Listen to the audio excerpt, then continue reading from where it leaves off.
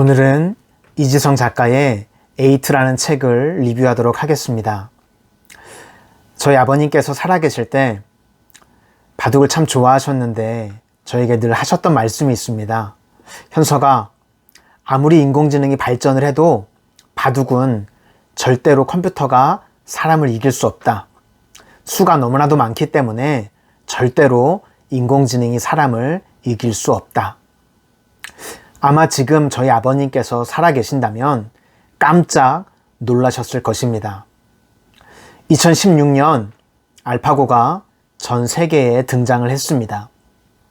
이 책에서는 21세기 서양에서 동양으로 보낸 흑선이라고 표현을 하고 있습니다. 4차 산업혁명의 중심에는 인공지능이 있습니다. 인공지능의 핵심은 스스로 학습하고 추론하고 판단하는 것입니다. 2013년 네들러라고 하는 청년이 켄쇼 테크놀로지라고 하는 인공지능 스타트업을 만들었습니다. 그리고 이 인공지능 켄쇼가 골드만삭스 뉴욕 본사에 입사를 하게 됩니다. 이 신입사원 AI 켄쇼는 먹지도 마시지도 쉬지도 않습니다. 퇴근을 하지도 휴가를 가지도 않고 동료와 다투는 일도 없습니다. 24시간 내내 천재적인 업무량을 선보였습니다. 그 결과 600명에 달하는 그곳에서 고액의 연봉을 받는 사람들이 한 달 내도록 해야 할 일을 단 3시간 20분 만에 해치워 버렸습니다. 그 결과로 그곳에서 일했던 598명의 사람들이 졸지에 일자리를 잃어버리고 말았습니다. 그러면 2명은 왜 남았을까요? 켄쇼보다 일을 더 잘해서 남았을까요? 그렇지 않습니다. 이 2명의 사람들은 인공지능의 업무를 보조해야 되기 때문에 잘리지 않고 남았었다고 합니다. 어떤 사람들은 이 일이 월스트리트에만 국한된 일일 것이라고 이야기하는 분들도 계십니다. 그러나 절대 그렇지 않습니다. 우리는 우리가 모르는 사이에 이미 인공지능의 지배를 받고 있습니다. 오늘 아침에 일어나서 미세먼지나 일기예보를 무엇으로 확인을 하셨습니까? 우리는 스마트폰을 통해서 확인을 했습니다. 예전에는 많은 분들이 전화번호를 다 외우셨습니다. 그런데 지금은 스마트폰 하나만 있으면 이제 더 이상 전화번호를 외우지 않습니다. 모르는 길을 갈 때에도 예전에는 차에 지도를 하나씩 다 가지고 계셨습니다.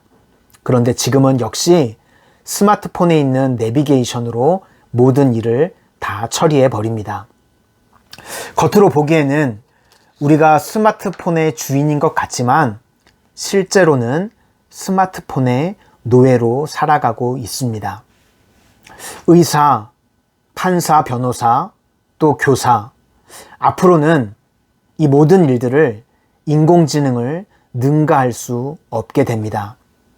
그러나 이러한 인공지능 시대에도 인공지능이 절대로 가질 수 없는 인간 고유의 능력이 있습니다. 인공지능 시대에 인공지능에 대체되지 않는 방법이 무엇일까요? 첫째는 공감 능력입니다. 누가복음 10장에 예수님께서 유명한 선한 사마리아인에 대한 비유를 말씀하셨습니다. 한 유대인이 길을 가다가 강도를 만나서 돈을 다 뺏기고 죽을 만큼 두드려 맞아서 길바닥에 버려졌습니다. 그런데 그 길을 지나가던 제사장이 그 사람을 발견하고 그냥 지나쳐 버립니다. 잠시 후 레위인도 동일하게 그 길을 갔지만 그 레위인 역시도 그 유대인을 도와주지 않았습니다. 그리고 조금 있다가 사마리아인이 그 길을 지나갑니다. 당시 사마리아인은 유대인들이 사람 취급을 하지 않았습니다. 그런데 그 사마리아인은 그 유대인을 치료해주고 여관에 가서 완전히 회복시켜 주었습니다. 예수님께서 이 이야기를 하시면서 물으십니다. 누가 내 이웃이냐고. 그리고 율법교사가 대답을 합니다. 자비를 베푼 자니이다. 그리고 예수님께서 이렇게 말씀을 마치십니다. 가서 너도 이와 같이 하라. 1970년 프린스턴 신학교에서 실제로 있었던 일입니다. 40명의 신학생들에게 시험관이 과제를 내줬습니다. 선한 사마리아인에 대한 비유를 설교로 준비를 하라고. 별관에서 준비를 해서 한 사람씩 15분마다 본관으로 와서 설교를 하라는 것이었습니다. 그런데 그 별관에서 본관으로 오는 사이에 한 사람이 쓰러져서 신음하도록 연기를 하게 했습니다. 그러니까 이건 설교를 잘하는지 못하는지 보는 시험이 아니라 이타주의 실험이었던 것입니다. 그런데 이 40명 중 무려 34명이 그 쓰러져 있는 사람을 발견하고도 못 본 채 지나쳐 가서 설교를 했습니다. 오직 단 6명만이 그 쓰러져 있는 사람을 발견하고 병원에 데리고 가려고 했습니다. 34명의 사람들은 선한 사마리아인에 대한 설교를 지식과 기술로는 잘 알고 있었습니다. 그러나 그 사람을 도우려고 하는 공감 능력은 없었습니다. 인공지능 시대에 여러분 기술과 지식은 다 인공지능에 대체되고 맙니다. 오직 이타적인 마음, 공감 능력만이 인공지능이 대체할 수 없는 것입니다. 이 6명의 학생들이 이 사건을 계기로 지역사회에 영향을 미치기 시작한다면 또 더 나아가서 전 세계 또는 인류 역사에 영향을 미치기 시작한다면 어떤 일이 벌어질까요? 이것은 인공지능은 흉내도 낼 수 없는 일인 것입니다. 그러면 이렇게 말하는 분이 계실지 모르겠습니다. 나보고 예수님처럼 살라는 말입니까?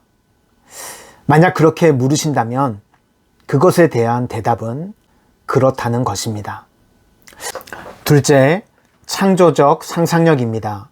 창조적 상상력은 기존에 없던 것을 새로 만들어내거나 기존에 있던 것에 혁신을 일으키는 능력입니다. 벨의 어머니는 청각 장애인이었습니다. 벨은 늘 그것이 마음이 아팠습니다. 어떻게 하면 어머니를 도와드릴 수 있을까?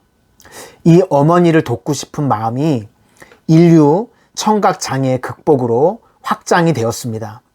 그 결과 현대식 보청기의 기반이 되는 전기장치가 부착된 최초의 보청기와 전화기를 만들어내게 되었습니다. 또 퍼트리시아 무어는 요리를 사랑하던 할머니가 관절염으로 더 이상 냉장고를 열 수 없는 것이 마음이 아팠습니다. 그래서 자신이 다니던 디자인 회사에 이렇게 건의를 했습니다. 노인들은 관절염 때문에 냉장고 문을 잘 못 열더라고요. 할아버지 할머니들한테는 새로운 문잡이가 필요해요. 우리가 디자인해보면 어떨까요? 여러분, 어떤 인공지능이 청각 장애인에 대해서 마음 아파하고 공감하고 또 보청기와 전화기를 만들어낼 수 있겠습니까?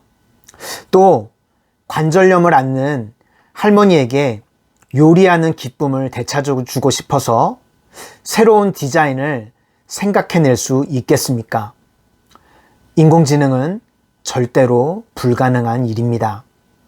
그러므로 앞으로 펼쳐질 인공지능 시대에 인공지능에게 대체되지 않기 위해서는 공감 능력과 창조 능력을 갖춘 사람이어야만 합니다. 그래서 저는 여러분들이 이 시대에 나는 죽고 예수로 살아서 인공지능에게 대체되지 않는 여러분들의 삶을 살아내실 수 있기를 소망합니다. 여러분들의 삶과 행동이 작은 예수가 되어서 여러분들 가정을 변화시키고 지역을 변화시키고 이 시대를 변화시키는 삶을 살아내실 수 있기를 바랍니다.